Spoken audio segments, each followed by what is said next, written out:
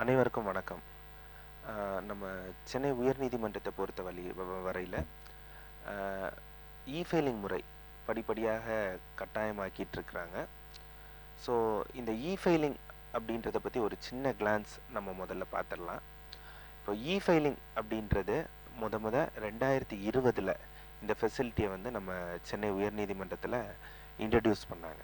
அப்படி இன்ட்ரடியூஸ் பண்ணும்போது முத பெயில் அப்ளிகேஷன்ஸுக்கு மட்டும், அதுவும் வந்து ஆப்ஷனலாக நீங்கள் வந்து விருப்பப்பட்டால் ஃபைல் பண்ணிக்கலாம் அப்படின்ற மாதிரி ஆப்ஷனலாக 22/4/2020 இந்த சேவையை வந்து அறிமுகப்படுத்தினாங்க. தொடர்ந்து 2021 இந்த இ-ஃபைலிங் ஃபெசிலிட்டியை எல்லா கேஸ் டைப்புக்கும், முதல்ல பெயிலுக்கு மட்டும் அறிமுகப்படுத்தியிருந்தாங்க. அதுக்கப்புறமா எல்லா கேஸ் டைப்புக்கும், எந்த கேஸ் டைப்னாலும் இ-ஃபைலிங் முறையில் நீங்கள் வந்து பதிவு பண்ணலாம் அப்படின்ற மாதிரி அதை வந்து இம்ப்ளிமெண்ட் பண்ணாங்க. ஸோ 2021 அப்புறம் கொரோனா காலகட்டத்திலலாம் இ-ஃபைலிங் முறையில் வந்து நம்ம பலர் வந்து வழக்கு பதிஞ்சிருப்போம். 2023 பிப்ரவரி மாதம் ஏபி பெட்டிஷன்ஸ் மட்டும் இ-ஃபைலிங்கில் மட்டும்தான் வந்து ஃபைல் பண்ண முடியும், ஃபிசிக்கலாக ஃபைல் பண்ண முடியாது, மேனுவலாக ஃபைல் பண்ண முடியாது அப்படின்ற மாதிரி ஒரு அனௌன்ஸ்மெண்ட் கொடுத்தாங்க பிப்ரவரி மாதம். ஸோ 7/2/2023 ஏபி பெட்டிஷன்ஸ் எல்லாமே உயர்நீதிமன்றத்தில் இ-ஃபைலிங் முறையில் மட்டும்தான் பதிவு பண்ண முடியும்.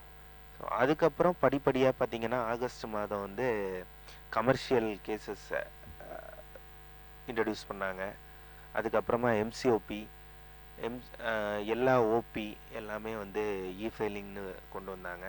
அதுக்கப்புறம் ஆர்பிட்ரேஷன் மேட்டர்ஸ், இன்டெலெக்சுவல் மேட்டர்ஸை வந்து இ-ஃபைலிங்கில் மேண்டேட்ரி பண்ணாங்க. ஸோ எகெயின் இந்த matrimonial cases, domestic violence cases வந்து மேண்டேட் பண்ணாங்க. பட் இந்த நோட்டிஃபிகேஷனை வந்து விட்ரா பண்ணிட்டாங்க ஷார்ட் டைமில்.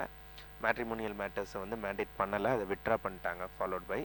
அதுக்கப்புறமா கமர்ஷியல், அதோட அப்பீல், அது ரெண்டுமே வந்து மேண்டேட் பண்ணாங்க.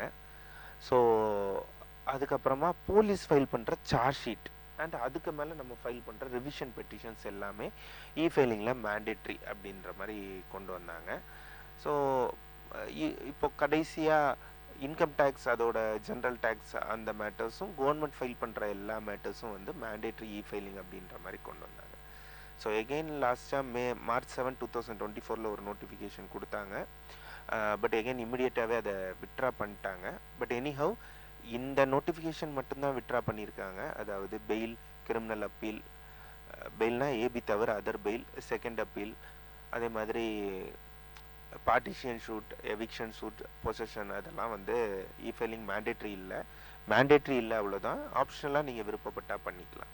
பட் இந்த கவர்மெண்ட் ஃபைல் பண்ணுற எல்லா cases, commercial taxes matters, tax matters and final charge sheet, அதில் revision petitions and intellectual property, arbitration matters,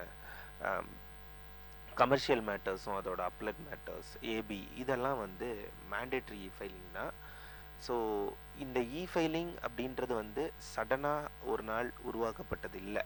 படிப்படியாக ஒரு சில நீதிமன்றங்கள்லாம் 2017-16 காலகட்டத்திலே இ-ஃபைலிங் ஆரம்பிச்சிட்டாங்க.